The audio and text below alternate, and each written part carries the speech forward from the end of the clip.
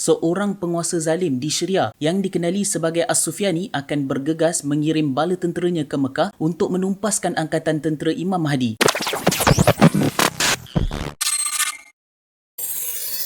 Bismillahirrahmanirrahim. Assalamualaikum warahmatullahi taala wabarakatuh. Apa khabar semua? Mudah-mudahan anda semua di dalam rahmat Allah Subhanahu wa taala. Insya-Allah pada video kali ini kita akan sambung kisah Imam Mahdi. Bagi anda yang baru saja melihat video ataupun channel ini, macam biasa tekan butang di bawah supaya anda mendapat notifikasi video terbaru daripada saya. Baiklah, mari kita dengar kisah Imam Mahdi sambungan yang kedua. Pada sambungan kali ini kita akan sambung sifat-sifat Imam Mahdi. Siapakah Imam Mahdi? Beliau adalah keturunan Siti Fatimah binti Rasulullah dan namanya ialah Muhammad bin Abdullah. Namanya sama dengan nama Nabi dan nama ayahnya juga sama dengan nama ayah baginda. Ayahnya daripada keturunan Hasan dan ibunya daripada keturunan Husain atau sebaliknya. Tempat kelahirannya di Madinah. Umurnya ketika dibai'ah antara 30 hingga 40 tahun. Akhlaknya banyak menyerupai akhlak Rasulullah walaupun bentuk badannya tidak banyak serupa dengan baginda. Badannya seakan-akan seorang daripada keturunan Bani Israel. Lidahnya seakan-akan berat berkata-kata. Apabila berasa berat lidahnya untuk berbicara, beliau akan segera menepuk pahanya yang kiri sehingga kata-katanya mudah keluar dari mulutnya.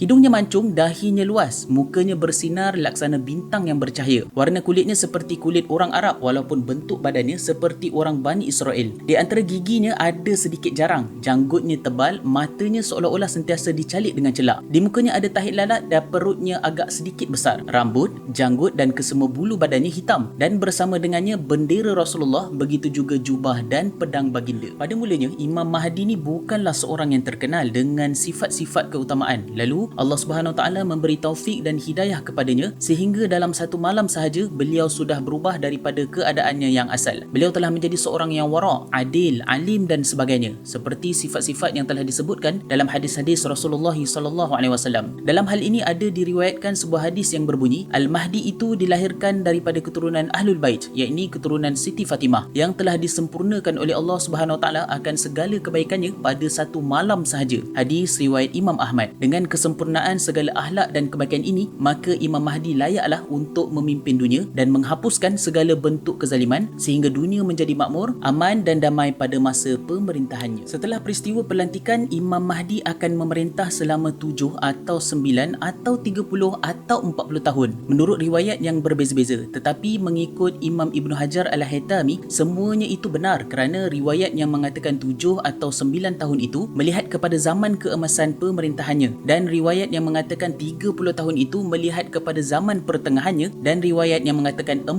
tahun itu melihat kepada keseluruhan masa pemerintahannya. Benderanya adalah berwarna hitam dan pemegang benderanya ialah seorang anak muda yang akan datang dari arah timur. Janggutnya tipis dan warna kulitnya sedikit kuning. Namanya Syu'aib bin Saleh. Anak muda ini bergelar pemuda Bani Tamim dan dia mengetuai angkatan tenteranya dan yang menjadi tulang belakang kepada kekuatan Imam Mahdi. Mereka selalu berpakaian putih dan kopiah mereka berwarna hitam. Pada waktu malam bagai pendeta yang khusyuk beribadah kepada Allah Subhanahu Wa Taala, manakala pada waktu siang laksana singa yang lapar maju ke hadapan menyerang musuh dengan tidak mengenal erti takut dan mundur. Setelah mendengar tentang kisah perlantikan Imam Mahdi di Mekah, seorang penguasa zalim di Syria yang dikenali sebagai As-Sufyani akan bergegas mengirim bala tenteranya ke Mekah untuk menumpaskan angkatan tentera Imam Mahdi. Apabila tentera itu sampai ke suatu tempat yang bernama Al-Baida, iaitu suatu tempat yang berhampiran dengan kota Madinah Al-Munawwarah, tentera ini akan ditelan bumi. Tiada seorang pun di antara mereka yang selamat kecuali 2 orang sahaja. Seorang daripada mereka itu akan kembali ke Syria membawa berita sedih nahas tentera itu kepada As-Sufyani dan seorang lagi akan pergi ke Mekah membawa berita gembira kepada Imam Mahdi. Setelah berlakunya kisah tentera As-Sufyani yang telah ditelan bumi, maka ketika ini Imam Mahdi mengumpulkan kekuatan tenteranya. Setelah itu Imam Mahdi pun berangkat ke Baitul Maqdis untuk mengumpulkan kekuatan tentera. Pemuda Bani Tamim yang bernama Syu'aib bin Saleh telah berjaya mengumpulkan tentera yang sangat besar bilangannya yang kebanyakan mereka berasal dari arah timur Khurasan dan seterusnya Imam Mahdi memilih Baitul Maqdis sebagai markas tenteranya. Sementara pemuda Bani Tamim itu merupakan ketua angkatan tenteranya dan yang memegang panji-panjinya. Baiklah, itu dia tadi kisah Imam Mahdi bahagian yang kedua. InsyaAllah pada video yang akan datang saya akan kongsikan siri-siri peperangan Imam Mahdi. Bagi anda di luar sana, jangan lupa untuk sebarkan video ini supaya orang lain juga mendapat manfaat yang sama dan jangan lupa tekan butang subscribe di bawah sebagai tanda sokongan anda pada channel ini. Abu Channel, wabillahi taufiq wal hidayah. Assalamualaikum warahmatullahi taala wabarakatuh.